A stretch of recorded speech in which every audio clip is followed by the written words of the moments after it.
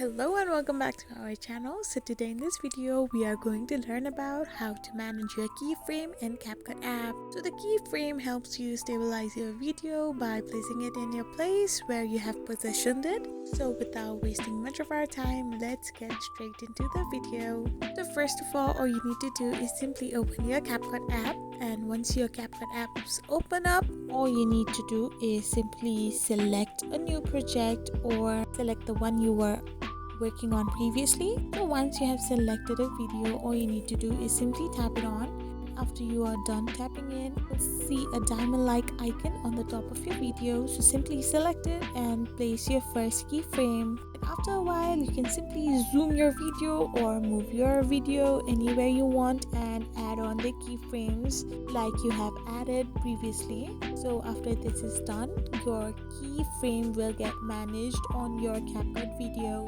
So simply play it from the start and you can see the difference after you add your keyframe on your Capcut video. I hope you like this video, so don't forget to hit that subscribe button and to give us a thumbs up. We will be back again with these informative videos. Thank you for watching.